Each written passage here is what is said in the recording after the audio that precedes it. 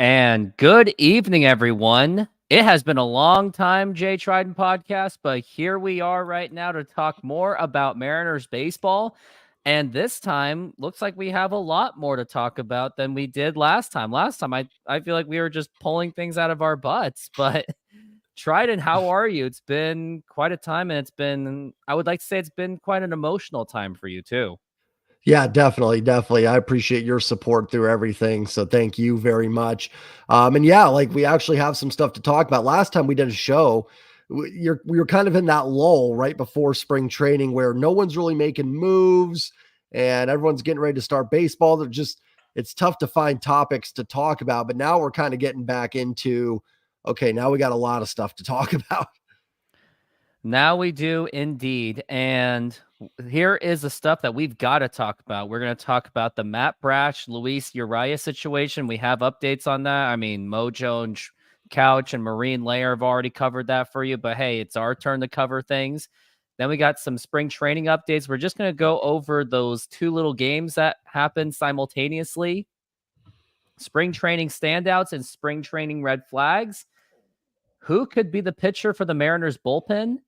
And prospects who may get a call up for opening day and or in 2024. And if we have some time, we'll maybe talk about who could play third base, because I'm really nervous about that one. That's the one of those few spots I'm like, we could do better. And then lastly, I run a fantasy baseball league, and I will be doing my fantasy baseball draft lottery, and hopefully we'll have enough time for Trident to moderate me so I'm not cheating the draft to give myself the number one overall pick, which in fantasy, it doesn't really matter. It's how you draft, not where you draft. So I actually think picking number one is kind of not great because if it's a snake draft, then you're one, but then you're like 22. I'd rather be like 6 or 7, kind of in the middle there. We're on different ends. I like the back-to-backs because at least there's opportunities maybe to, at least you'll get dibs on the next tier.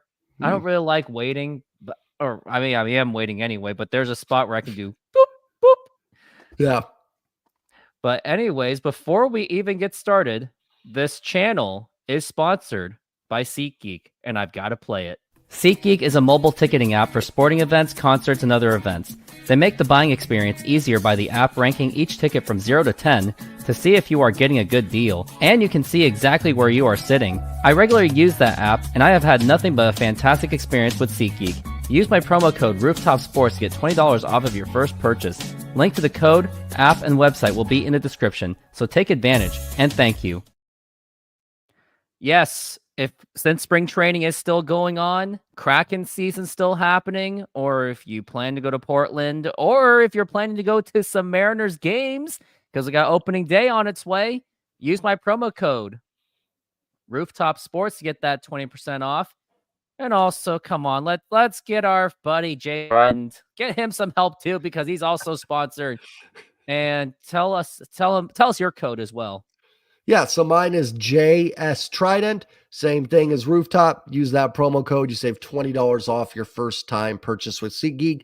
And I will echo everything Rooftop has said. And it's nice because you can't use the codes twice. So if you've used Rooftops, you're coming to a game, use JS Trident, or vice versa. Use JS Trident, use Rooftop. So essentially, you get 2 games here with 2 promo codes, $20 off. 2 games. And maybe someday we'll come up with some contest where who gets dibs on the codes, like throughout, let's say during a Mariners game, every time I do the ad, I'll say it'll be all Trident if he wins something, or it'll be all me. There we go. Who knows? So keep an eye on that. So let's go over Matt Brash and Luis Uriah. Let's remember, just last week, we saw that Brash might actually miss the season, and thankfully, it was just based on speculation. But of course, Ryan Divish, he does a really good job, really sparking that attention. Job of a journalist. But yeah, it looked like he was going to miss the season, but thankfully that didn't happen. I remember I put out a video, and I remember I got so many views, including losing a sub and some comments going, well, I don't trust Seattle Times. Unsubscribe. That was from a commenter, and all I could say was, "Ouch," but thank you for the comment. Thank you for taking the time to announce it. I really appreciate that. So, that happened. It was kind of freaky because I was thinking, "Oh, great. Who's our bullpen gonna be?" We just lost Topa to get Polanco, and now Santos, Munoz, and now we have to go to like Kowar. But thankfully, he's doing okay for now. He's not going to make it to opening day, but he has been throwing every other time he can, so he is at least making some kind of progress. So that's a good thing. Try and take me your thoughts on that because I was having a heart attack, and I remember I was in the middle of working a video, and then when this happened, I had to divert all my attention to Matt Brash.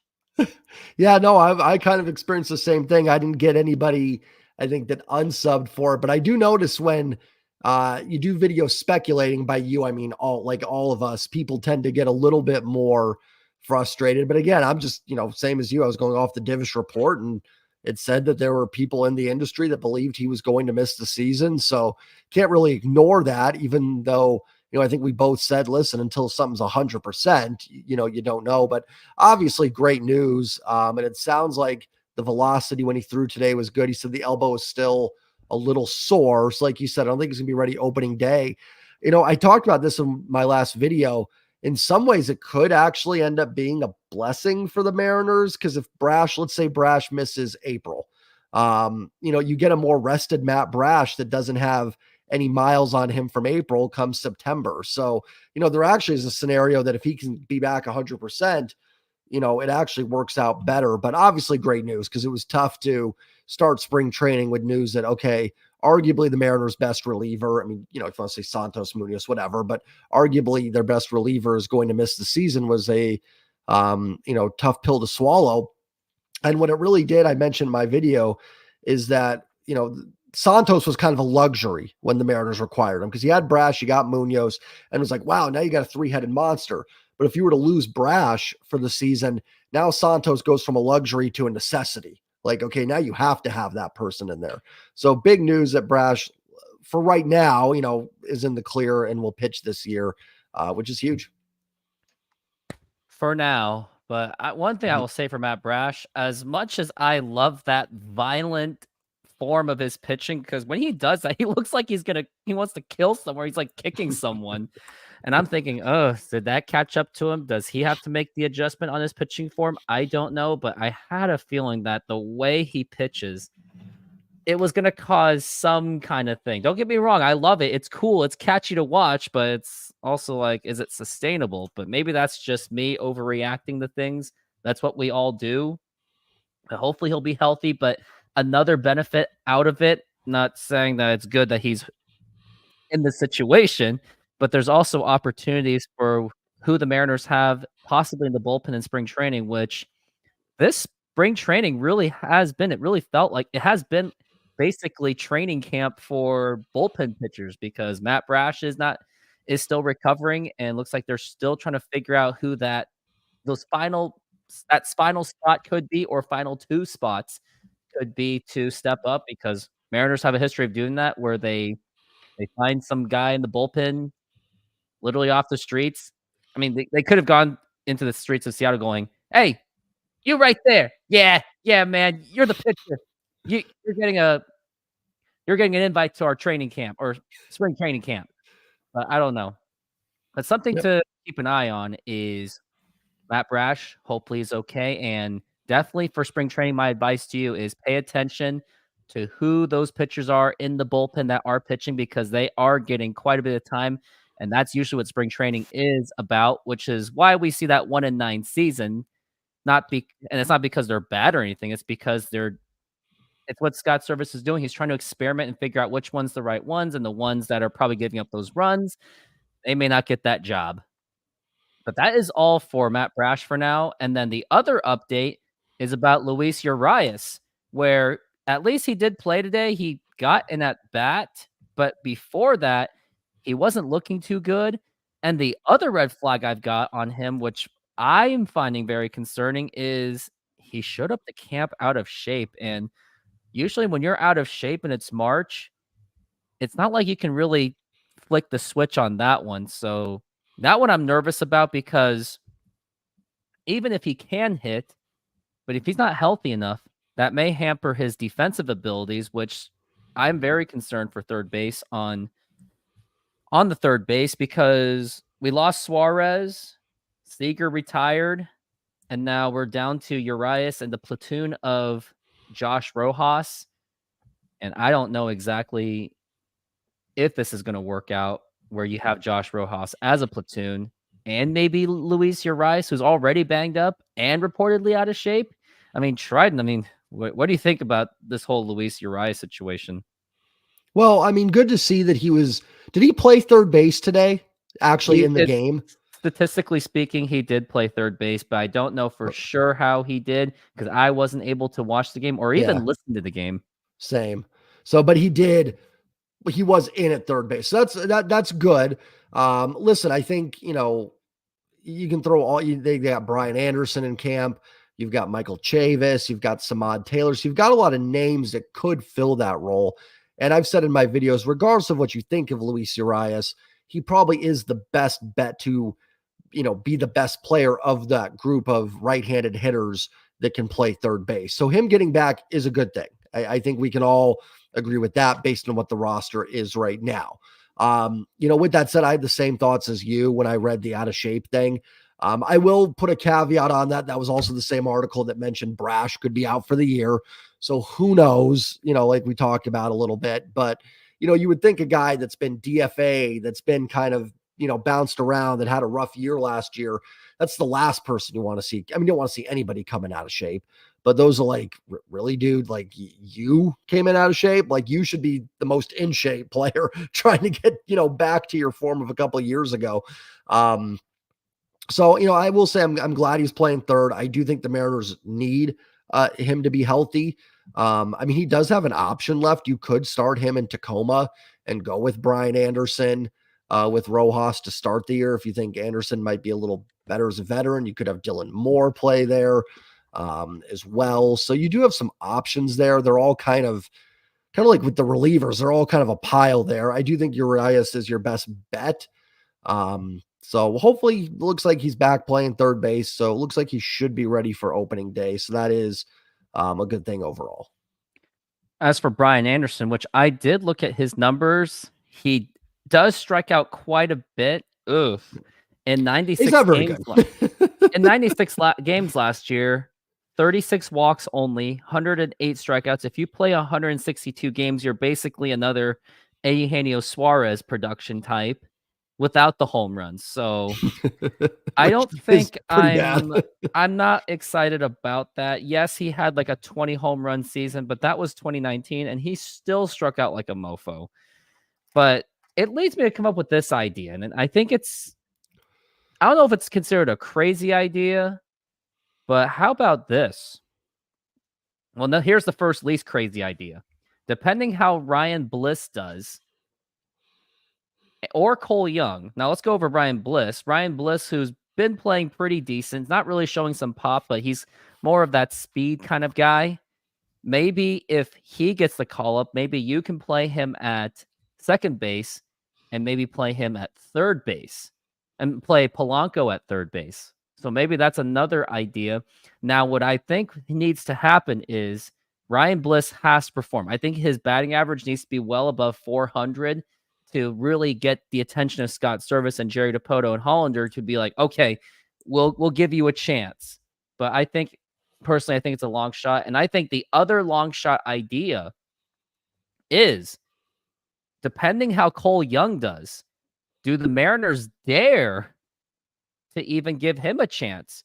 Now, the reasons why you might do it because he has shown a lot of upside. He has shown some power. He's a very fast player. He does get on base.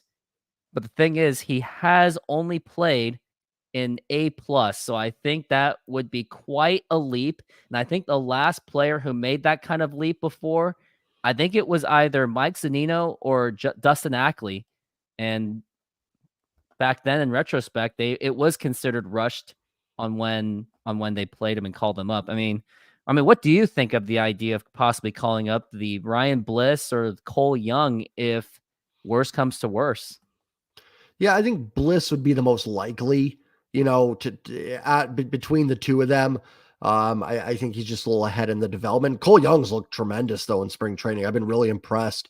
Um, how he's fared in spring training. He looks the part. Like some guys you can just kind of watch them and you go, that looks like a major league baseball player. You know what I'm talking about, right? There's just certain guys that Cole Young has that feel. You watch him and you go, that guy's got it. There's just something about it. Watching him, you just feel like that is a major league player. I just can't imagine any scenario because isn't he playing shortstop in the minors? And for the most part, I don't think they're going to change positions up on him. He So I'd say Cole mostly Young. Yeah. he mostly plays shortstop. Okay. So yeah, I would put that as very, very unlikely. Like I said, I've been super impressed with Cole Young in spring and Ryan Bliss. Maybe I think what they would do, I think before they do anything with prospects, I put prospects in quotes because Bliss is kind of like on the edge of prospect versus graduated. Cole Young's like a legit prospect. I don't think they're going to do anything crazy with him.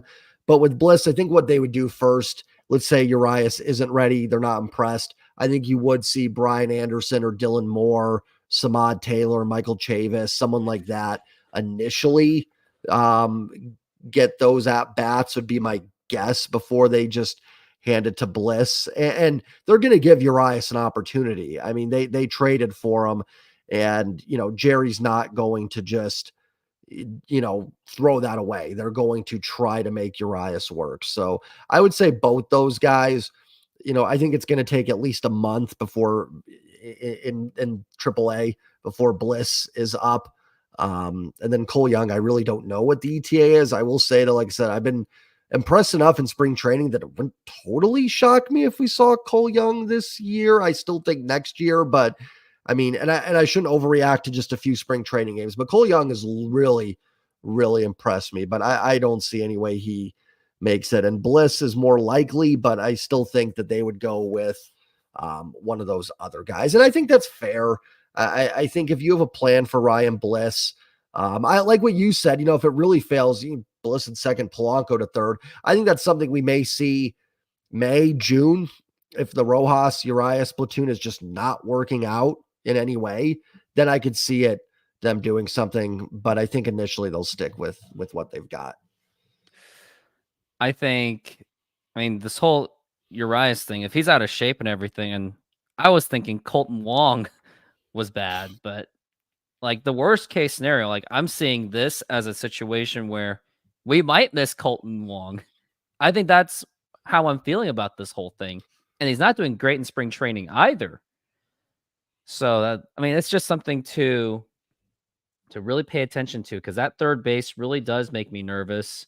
And other solutions that we've also heard of, Ty France maybe playing third base, which I wouldn't even tinker with that. Yes, he Yeah. may have gotten some of his athleticism back from his driveline workout, but I just don't see it happening, knowing that he's playing first base. And then you got to move Luke Raley to first base. Yeah. So I think, and then that means Mitch Haniger. That's going to put more pressure on him Yeah. to play a little bit more. So I think the whole Ty France thing, I wouldn't even tinker with that personally. Yeah, I couldn't agree more. One, I mean, you already got Ty France, like you talked about, going drive line, getting back in a little better shape. I think there's enough pressure on Ty France as it is, because really it's a big make or break year for Ty France, not just to help the Mariners, but probably for his career, to be honest. Because if he hits like he did last year, he's going to be getting a non-roster invitee somewhere next year. Like he's just not going to stick.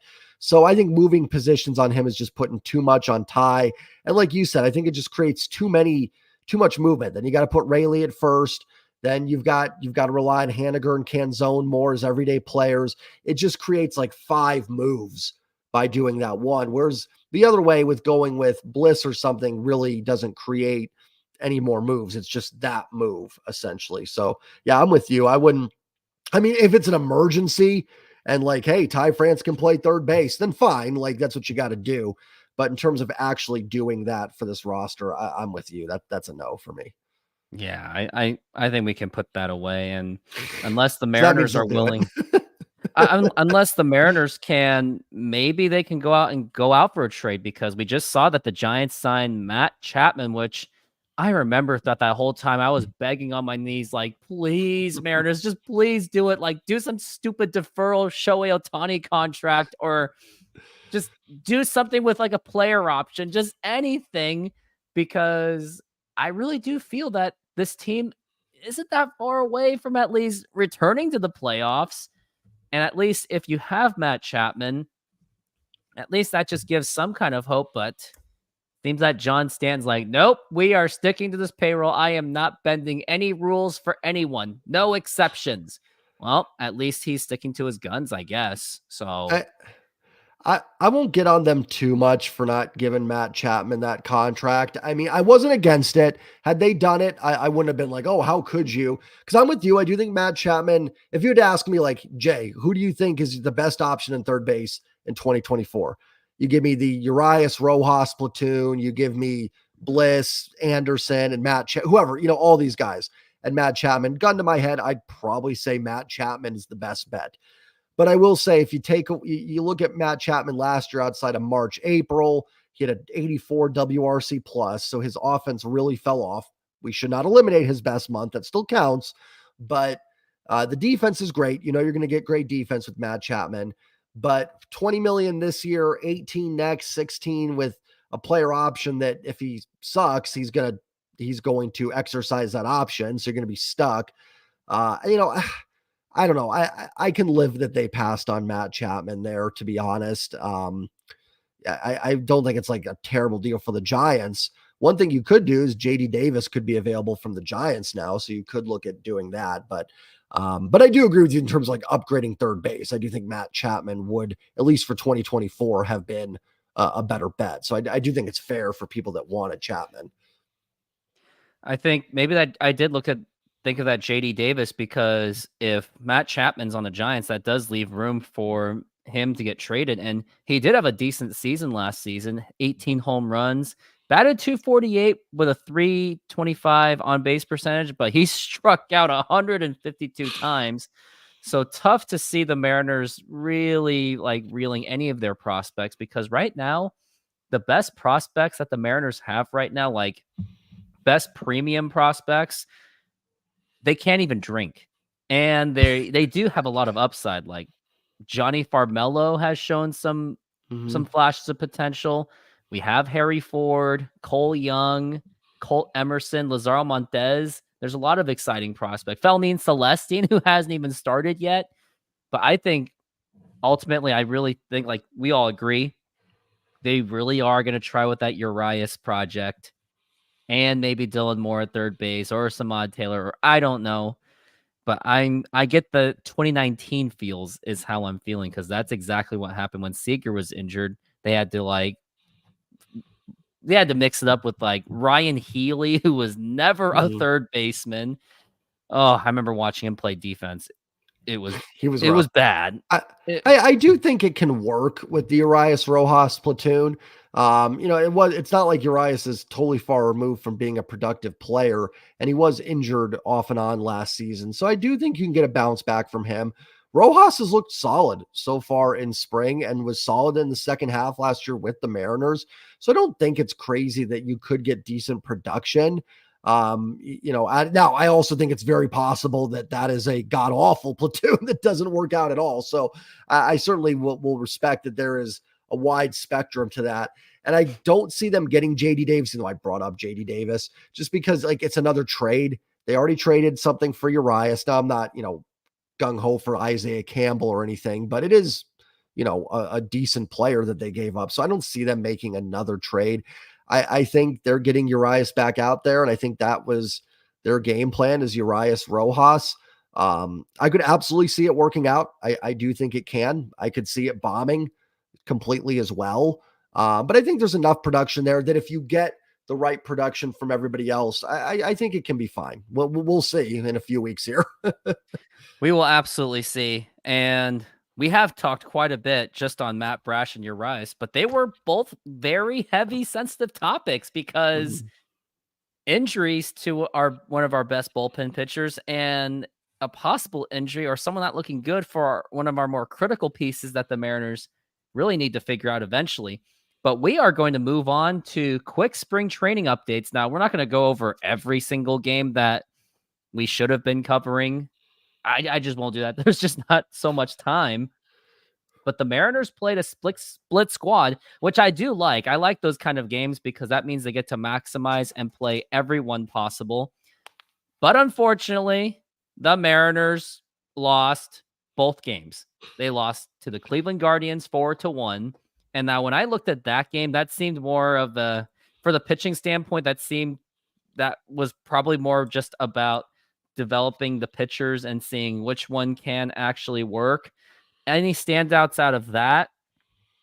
There was Casey Lawrence. He did strike out 3, but gave up a run. So maybe that's decent. Maybe he gets some kind of look at for the bullpen.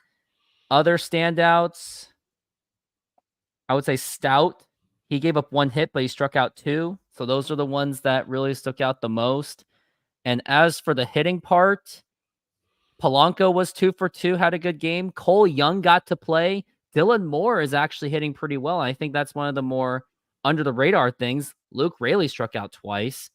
Dom Canzone struck out twice. Brian Anderson did strike out. And Josh Rojas. So this seemed like a pretty off game. We got to see Johnny Farmelo play, and looks like Harry Ford has proven so far that I think he's just not ready. I would not rush the guy. Zavala is going to get that backup spot. There was that kind of that fantasizing idea of like, hey, let's put Harry Ford at catcher behind Cal Raleigh. I don't see it happening. No. And now for the other game, it was against the Texas Rangers. It was a very competitive game. The Mariners, at least, they had a lead at one point against the defending champions, but they lost. But some notable stuff was Julio Rodriguez had a great game. Mitch Garver and Mitch Haniger. So I guess the Mitch brothers, they hit the home runs. And now looking at the box score for the Mariners offensive standpoint, Ryan Bliss at least scored a run. JP Crawford didn't really do much. Samad Taylor was 1 for 2. Lazaro Montez, my boy, he walked and scored a run. Nice. But I think he's not going to get called up anytime soon. No. Cal Raleigh 1 for 3. Mitch Haniger, I already said this, hit the home run. Ty France at least scored a run. I don't even know how he got on base. He probably got hit. Tyler Locklear was 0 for 2, unfortunately. Luis Urias only had 1 at bat. Chavis got his opportunity, but 0 for 3. Taylor Trammell struck out 3 times. That's the Taylor Trammell I know. Sam Haggerty scored a run. And for the pitching, Logan Gilbert, 6 runs given up, 2 home runs. And as for pitching, at least Munoz, Spires, the ones that we are expecting to actually contribute, they gave up no runs. Tyler Adcock, we got to see, gave up a run. So any standouts from these spring training recaps? Good to see the Mitches going deep. For Mitch Haniger, it's just about health. So hopefully that bat, he can stay healthy. I think it's a good sign. He's got a couple home runs. We're now, I think, 3 home runs so far this spring. So, a healthy Mitch Haniger that could return to, maybe 21 or even 22 Mitch Haniger, those type of numbers would be such a huge boost for this team. So that's encouraging to see. Mitch Garver homering, obviously, again, same thing, just kind of staying healthy is huge. I know you mentioned Taylor Trammell. I've been impressed. Trammell and Cade Marlowe have both they're fighting for, Trammell's fighting for his Mariner career, right? Because he's out of options. So Trammell doesn't make the team. He's likely going somewhere else. I wouldn't be shocked a big spring from him if they traded him. I don't think you're going to get much in return, but maybe, a live arm somewhere. So I imagine for Trammell, it's a lot about trade value. Cade Marlowe's been impressive. He's fighting for maybe a roster spot. It's possible. He could beat out Sam Haggerty. I know Haggerty's a little more versatile because he plays infield and outfield, but and then, the pitching, I don't know if you want to touch on Logan Gilbert a little bit more. I just am not worried about guys like Julio, Gilbert, I mean, I'd be lying if I said there isn't, if they get rocked all spring. Yeah, you're naturally going to be a little worried. But Logan Gilbert to me has proven himself. I think he's probably just tinkering with something or just had a bad day. I'm really not worried about Logan Gilbert at all. And let's not forget, he had to pitch against Evan Carter, who is going to be one of the rookies. So he's like all jacked up and fired up. He wants to really show that he is going because he's going for that Rookie of the Year award. That's because he did very well in the playoffs for the Texas Rangers. So maybe things just happen at the worst time. But if Logan Gilbert does it again, I might have some words for you, boy. So pitch a little bit It better just next time. Yeah, it's just tough because he might have, and I have no idea if this is true or not, but maybe he was like, listen, I need to work on my changeup, so I'm gonna throw 40 of them today. That's what I think a lot of these veterans in spring training, especially pitchers, it's really just about, hey, I just want to get the feel for this. Logan Gilbert really is someone I think is established enough. You're not too worried about the results. Now, like I said, like human nature is to get worried. Now, for guys like Wu, Miller, Emerson Hancock, results are a little more important because they've got to show it and prove it. But to me, Logan, Castillo, Kirby, I'll get worried if it's the regular season and it keeps going. But until then, I'm just going to assume he's working on something or just, had a bad day. Yeah, well, hopefully find out, but I am concerned about Luis Castillo because a lot of things that is kind of creeping up on me about Luis Castillo. And I love the guy. He does this. He's like after like a 1-2-3. I do that when I play softball and I'm pitching. If I pitch a 1-2-3 or a shutout, I'm like Luis Castillo stance. But he does give up some home runs, so something to pay attention to because as great as we have pitchers that barely walk hitters at all, they do give up long balls. And I would trade a few walks, or I would take on more walks than give up more home runs, but that's just me. But I think that's all we can say about spring training. And like you said, Cade Marlowe, he really wants to fight for that spot. He wants to prove that his grand slam against the Angels was not a fluke. And I would like to see him get an opportunity because it just stunk that he kind of just fell off. But hopefully, after a whole off season, assuming that he was working on his game, maybe he does get that final outfield spot to provide the depth in case Mitch Haniger's hurt or in case Dominic Canzone doesn't work out. So another thing to pay attention to is Cade Marlowe, and he is one of those players I'm definitely paying attention to, which leaves me the question is, the next one is spring training standouts. I would like to say, let's name like one player that has really stood out, and you can go first on this one. Perfect. And I'll be honest, I don't have all the stats in front of me. So I could say somebody that I've just, because like you, I mean, some of these games aren't on TV. I've watched maybe 3 or 4, and then, they're weekday afternoon. So it's sometimes tough. But I would say for me, Cole Young, I mean, I've been really impressed. He looks like a pro, he looks like he belongs. Sometimes you see, real young guys get some spring training reps, like, Harry Ford, sometimes with the bat.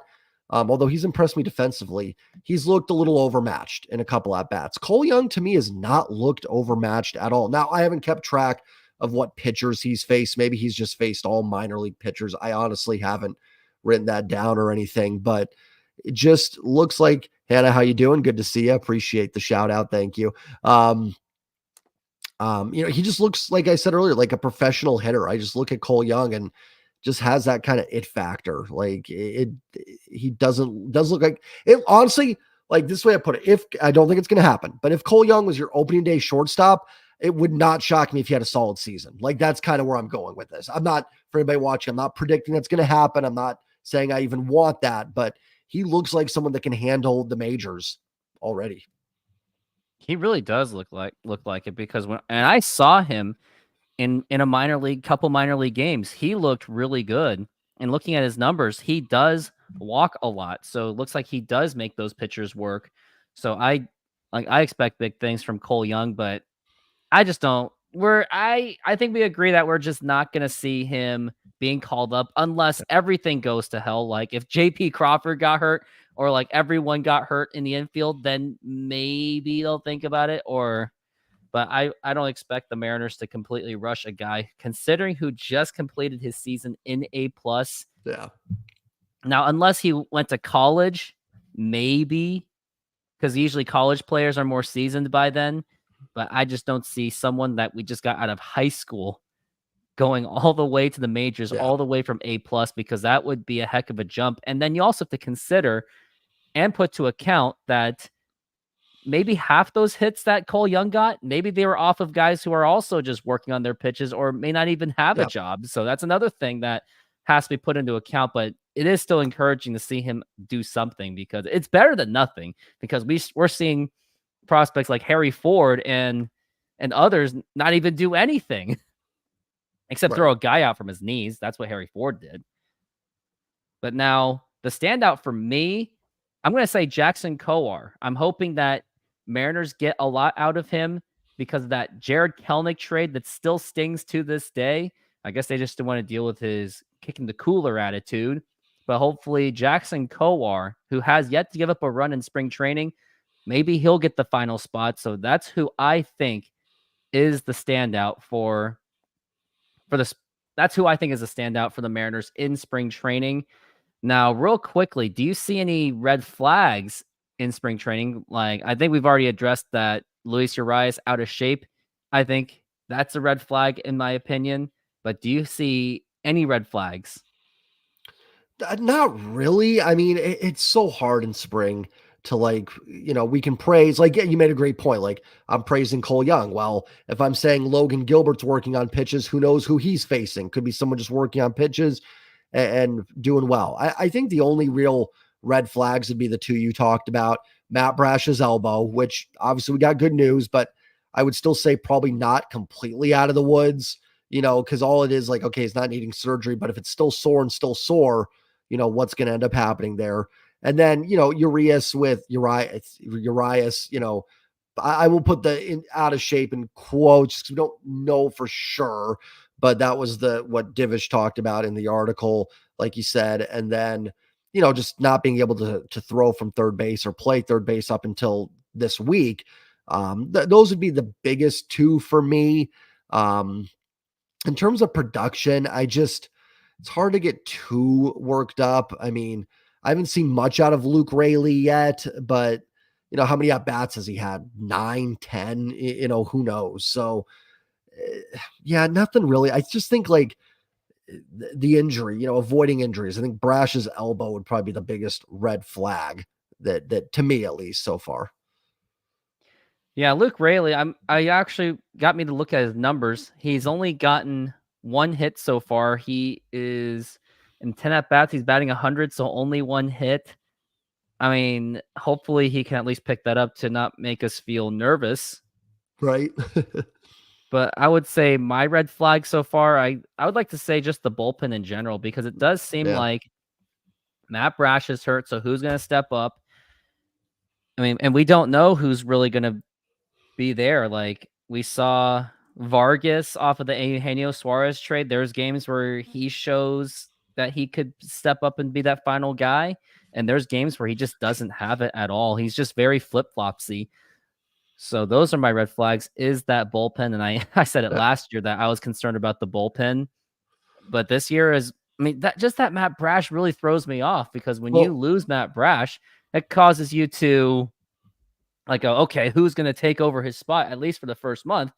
Because a lot of things we could see in April, we could see games where Mariners have a nice, decent lead. The Mariners offense is okay. And then we get to the 8th and 9th inning, and then we don't have Matt Brash. And then no, the I think bullpen lays an egg. And then I think that's a great point. and of course, we're gonna have fans going, "Oh, it's just April. It's only 5 games." Yeah, we said that last year, including some media members said it's only April.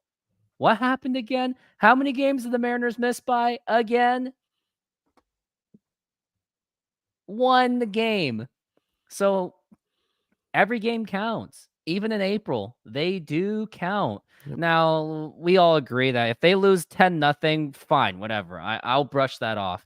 But if it's one of those one-loss games or you had like a 7-0 lead, those are the games I'm going to be like, hey, not cool, man. Yeah. No, I think bullpen's a great point. Because listen, Brash's injury, and they pretty much said he's not going to be ready for opening day. Santos is still working his way back. It sounds like he's going to be pitching off a mound here soon, but until we see him in a game, he's actually technically not out there.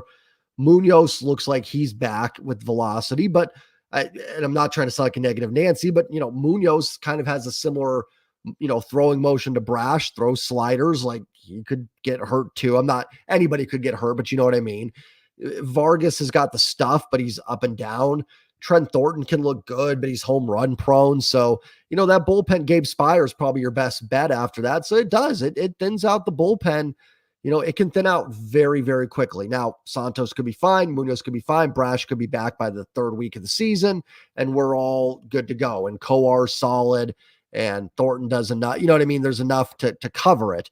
But it's definitely, it just goes to show what a fine line it is, I think, to your point. Like, this bullpen, I think, can still be great, but it could teeter into, it doesn't take much for it.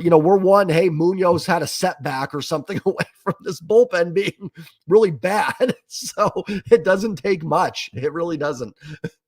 It really doesn't. Like, we saw that Munoz got hurt last year, and that really hurt the bullpen a lot more than, well, we all knew it was going to hurt. And even with Munoz back, he still wasn't like 2022 Munoz, which is why I didn't trust him to be the closer. So that's something to look at as well. And hopefully Mariners can figure that out throughout spring training, because I do think spring training is going to be more about the bullpen and that last outfield spot and third base and everything, and how the grounds crew cleans up everything, how the fans clean up after the game, everything. I'm just overreacting, I know. But anyways, I think that's now the final spot, or the final part of the show before we go to the lottery. Prospects who may get the call up on opening day. We've seen a lot of prospects. We saw Harry Ford get some more action than we saw last year. Lazaro Montez, Johnny Farmelo got a triple. Cole Young's doing great. Ryan Bliss is doing good. We didn't even talk about Tyler Locklear, who's also doing pretty well. And for opening day, the question is, who could we see on opening day? I think more realistically, I think we'll see someone like possibly Tyler Locklear or Ryan Bliss. But I think I'm going to pick Ryan Bliss. I think he's the most realistic prospect that I think could get an opening day spot. Yeah, I would concur with that 100%. Locklear has had a pretty nice spring, at least last time I looked a couple days ago. I'm actually probably most excited for Tyler Locklear, but I don't see a path where he makes opening day unless Ty France is hurt. And even then, I think they'd go with Luke Raley at first and kind of go with that route. So Bliss is probably the best bet to make it. Now, I don't think he's going to make the opening day roster, but to your point, I think he's the best bet to make it. If Urias isn't back, Bliss can play second, so you can move Pilates. You know what I mean? I think there's more opportunities for him to make the opening day roster versus any other prospect. I'd probably be most excited for Locklear, but I don't see any way where he's going to play first base and you've got Ty France there and they're going to go with Ty France. So unless something happens to Ty, and like I said, even then, I think they go with Luke Raley. So Bliss is probably the most likely to sneak in there. I would agree with that. I hope Brian Bliss gets his opportunities, because I really want to see how that Paul Sewald trade works out, which I still miss him very deeply. Now, yes, he was kind of a bit home run prone, but he still figured it out. Well, I guess not so much for the Diamondbacks, unfortunately. But hopefully we could see Rojas, Canzone, or Ryan Bliss work out. And I hope to see Cade Marlowe get an opportunity once again, because you can't have too much depth in the outfield, because that outfield's still questionable. The only reason I think the outfield doesn't look, I think the concerns of the outfield, I think it's a bit underrated. And I think most of it is covered up by Julio Rodriguez playing center field. Mariners got the trade of Luke Raley, and we got Mitch Haniger, which he still has that Mariners nostalgia. So I think all those little highs of emotion kind of does cover up the fact that can Dominic Canzone work out? Will Mitch Haniger stay healthy? Will Luke Raley actually perform? Will Julio Rodriguez do that MVP thing that he says he's all jacked up about? Something to look at too. Like as much as like the Mariners, I can see it in two extremes. Either they'll be the sneakiest team in baseball where Jerry DePoto and Hollander looks like total geniuses, and they should be unanimous for the executive award, or they'll just be completely broken and Mariners will be victims of bad ownership once again. So I think those will be the two scenarios for the Yeah. Mariners, in my opinion. No, and I agree on the outfield. It's very odd, not odd, I guess odd. Like there's scenarios kind of like what you said. I could see this outfield being absolutely fine. I can see Canzone having a good season, platooning with Haniger to start maybe. I could see Luke Raley having a big season. I can see, obviously, I think we know Julio, worst case scenario for Julio, still a solid player, but there's a lot of question marks with those other guys. Could Mitch Haniger bounce back to 2021, 2022? Absolutely. It could also be something where he plays 25 games. Luke Raley last year, first half, really good. Second half, he dropped off a little bit. If you get that second half player, then, he's not as great either.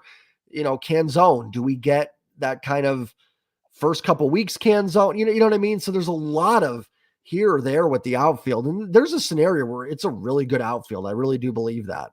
But there's also a scenario where, you're in June, July, and, you're playing Cade Marlowe every day and Samad Taylor because of injuries. You know what I mean? So it can really fluctuate both ways. I'll stay positive. I think Mitch bounces back. I think Canzone proves to be a pretty solid hitter, but it certainly ways it could go south as well.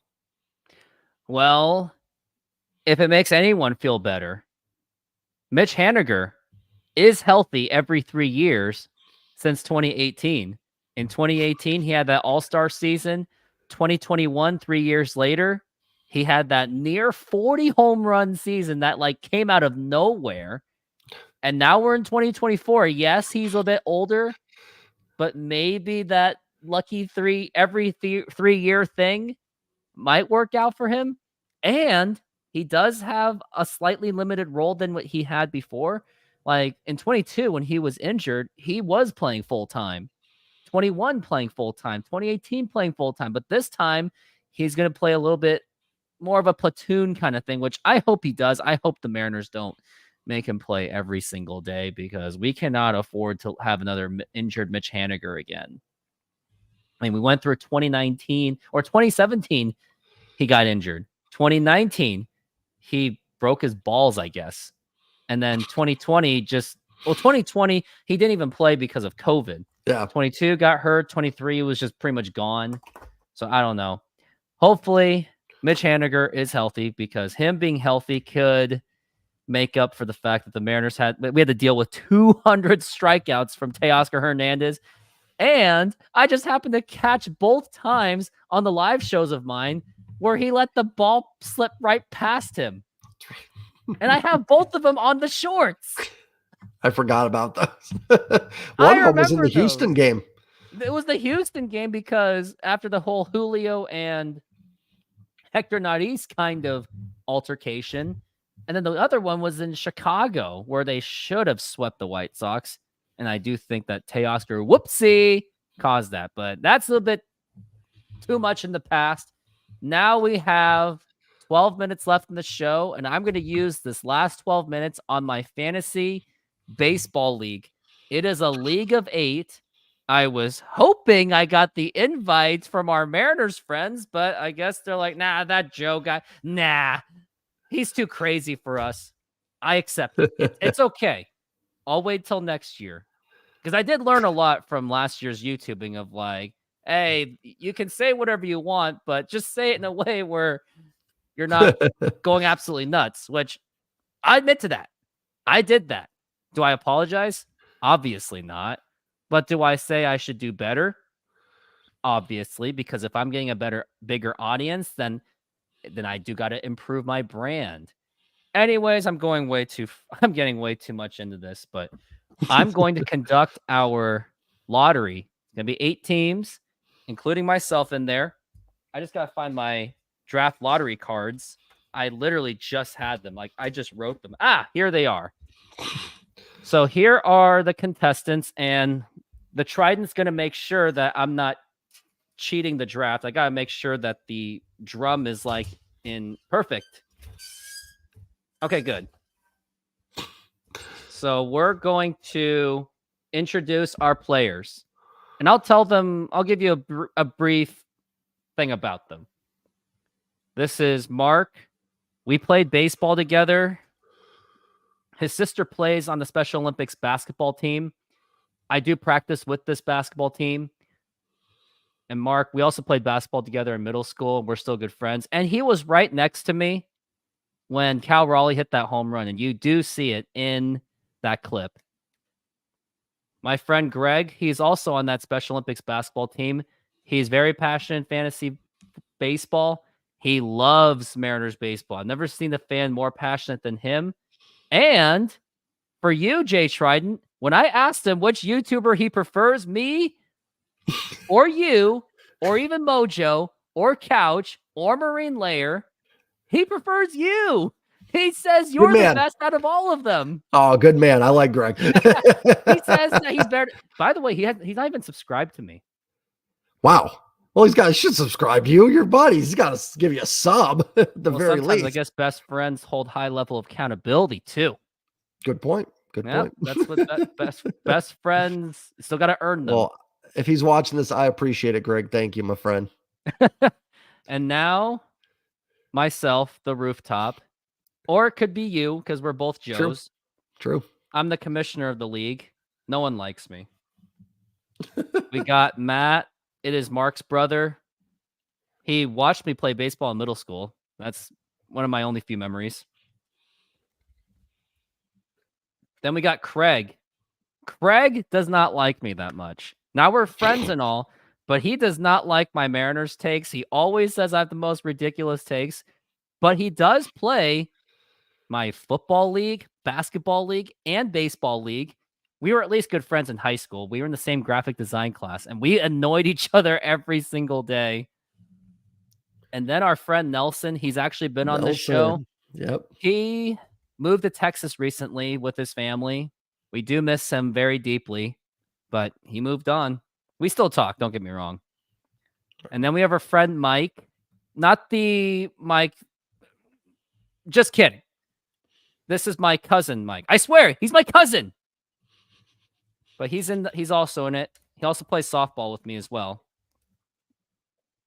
And then this guy is blank because I need a new player.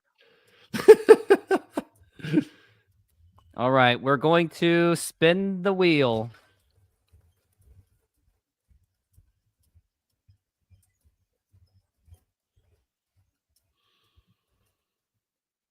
All right. And now, and I can't look. I'm just looking up, and Trident's making sure I look up.